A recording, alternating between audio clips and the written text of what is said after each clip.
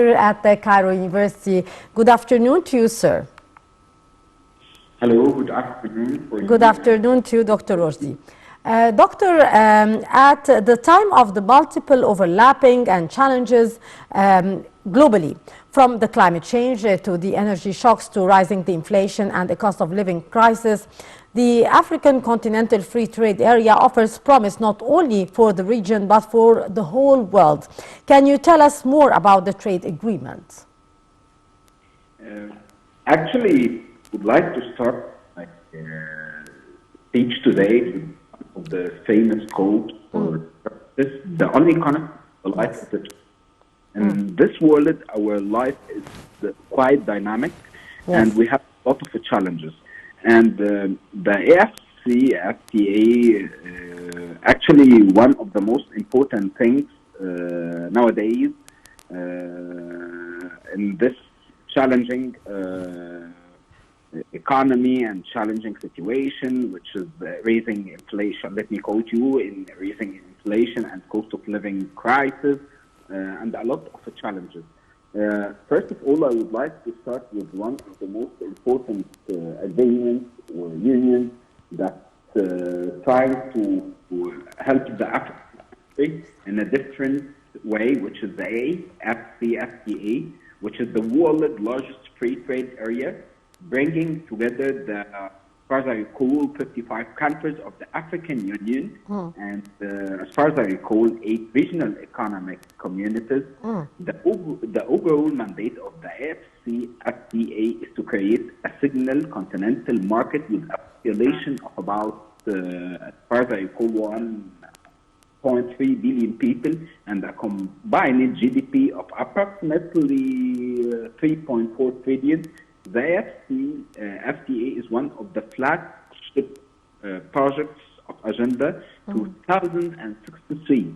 The Africa we want, the Africa Union long-term development strategy for transforming the continent into a global powerhouse. This is one of the most important and the crucial things that let the African nations to integrate together to added a lot for the world economy in a smart and have a good fingerprint actually on the global economy. Yes. This is challenging circumstances actually. Yes.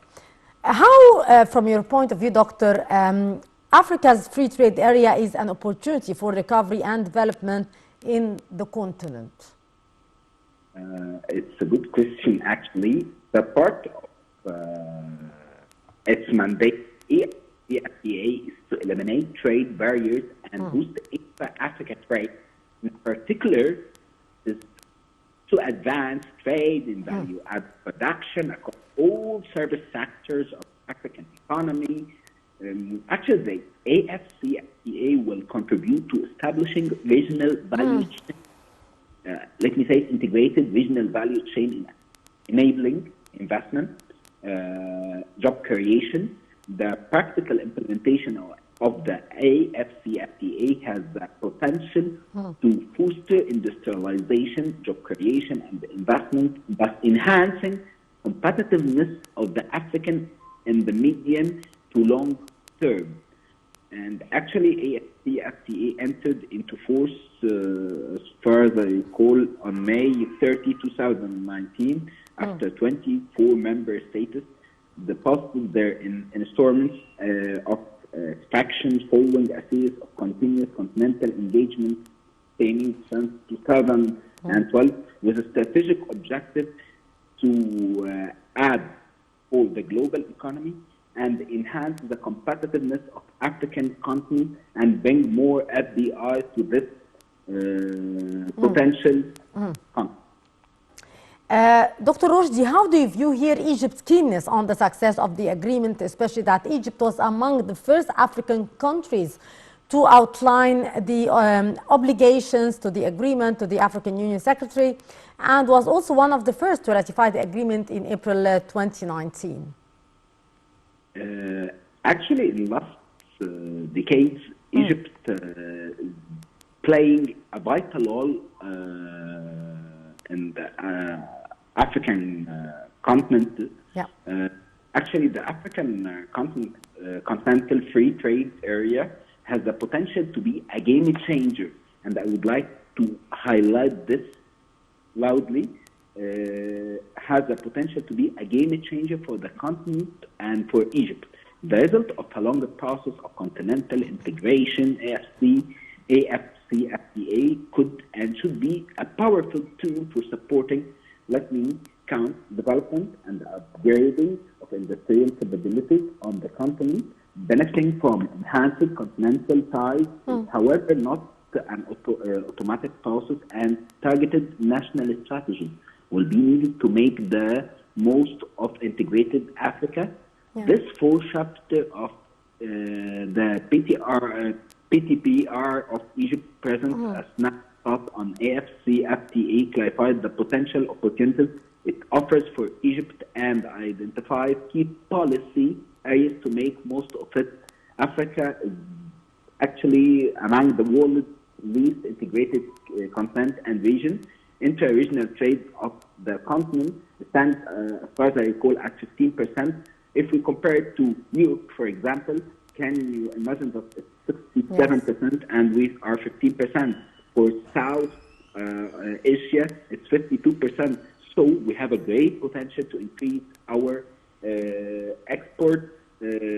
Actually, the share of intra-African manufacturing export stands at 30%. We yes. can double it easily. Sir, also the World Bank estimated that the total revenues that the continent is expected to gain from applying the agreement to reach 450 billion US dollar, while Africa's exports are expected to grow to 560 billion US dollars annually. How do you read this? Actually, it's a great opportunity in a lot of fields, and we can analyze it in a different way. Actually, the FCFTA broader and deeper economic integration and would attract investments, FDI, as you know, and our audience, boost the trade, provide better jobs, reduce poverty, and increase shared prosperity in Africa. If we can, just in a nutshell, highlight the most important points, for example, if we can see the FDI, it will increase expected by 111% to 159% under the AFCFTA. Inflows of FDI will bring jobs, expertise, build local capacity, and a lot of things that can help African companies join regional global value chain. Actually, it can bring higher paid, better quality jobs, with women seeing the biggest wage gains. Actually, that's one of the most important things to empower women, especially in African countries. And wages will raise by 11% women and 10% almost for men by 2035. A lot of things that can be beneficial from this agreement, actually. Yes. Sir, the African Free Trade Agreement is actually merging 54 countries of 1.3 billion people in one market within an economic bloc with a combined of 3.4 trillion US dollar as GDP. How do you view the importance of this agreement for boosting the African continent's economy? Actually, it has a lot of things. One of them, to make the most of the AFCFTA, African government should conclude talks as planned and ensure agreements covers investments and competition policy, intellectual property rights, and e-commerce. African governments will seek to build broad public support for AFCFTA and help business benefits. Actually, distributional impact should be carefully monitored, and policy design for social safety nets and programs for workers retiring and job switching. As you know, that our world is dynamic, and we are in a digital era, actually, and a lot of jobs will be changed. Actually, if the FTA goals are fully realized, 50 million people could escape extreme poverty by 2035, and real income could rise by, my humble opinion, Yes. at least by 9%. Actually, under deep integration, African exports to the rest of the world would go by 32% by 2035, and Yes. exports grow by 109. Can you imagine? It has a lot of benefits for our Indeed. continent. Indeed, Dr. Mohamed Roshdy, our economic banking expert at the lecturer at Cairo University. Thank you so much for your precious input. And we move with this report where Pope Francis departed from Rome to Central Africa in order to visit the Democratic Republic of Congo, the DRC, and its neighboring state, South Sudan.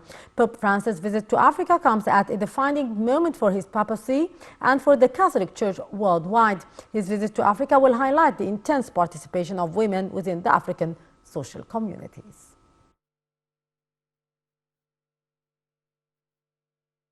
Massive crowds thronged for a glimpse of Pope Francis as he made his way through the streets of Kinshasa after arriving in DR Congo with a message of peace for a country ravaged by decades of conflict. Waving flags and cheering, residents of Kinshasa ran after the Pope mobile while wound through working-class districts towards the presidential palace after the 86-year-old Pope Francis descended from his plane in a wheelchair. The Argentine pontiff is on his fifth trip to Africa, during which he will also visit South Sudan. It is the first time since 1985 that a pope has visited the Democratic Republic of Congo, a desperately poor country of about 100 million people, 40% of whom are Catholic. The 6-day trip to DRC and South Sudan had been planned for July 2022, but postponed due to the pontiff's knee pain that has forced him in recent months to use a wheelchair. He boarded the plane in Rome via an elevator. Security concerns were also said to play a role in delaying the trip, and to stop in Goma in DR Congo's east, where dozens of armed groups operate, is no longer on the eternity. After his Angelus prayer at the Vatican, the Pope said that these lands, situated in the center of the great African continent, have suffered greatly from lengthy conflicts. He lamented armed clashes and spoliation in the DRC and said that South Sudan, racked by years of war, longs for an end to the constant violence. Following 2 years of renovation, the National Finery Museum of Rabat has finally reopened its doors, boosting artistry, history and culture. The museum, which used to be a royal residence back in the 17th century, stands tall today as one of the few buildings that houses one of the oldest pieces of jewelry in the whole world. Known as the Bismoon necklace, it dates back to 150,000 years ago and was discovered in the cave of Bismoon near Essaouira. Beyond the necklace, the museum is also home to 350 artifacts, including Berber jewelry gifted by Morocco's King Mohamed VI.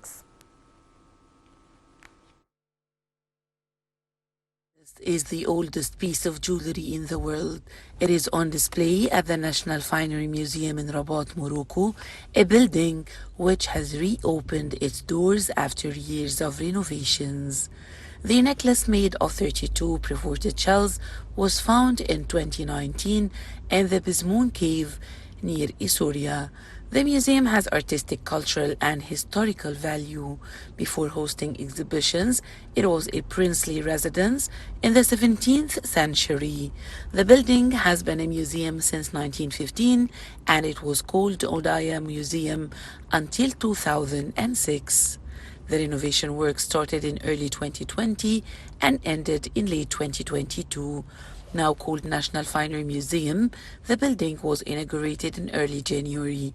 After it opened, Morocco's King Mohamed VI gifted 350 items from his collection to the museum. Fatima Zahra Khalifa, a curator at the National Finery Museum, said that the goal of the restoration and rehabilitation of the building was to meet all the appropriate standards for the approval of the museum displays and receive offers both at the national and international levels while respecting the characteristics of the building.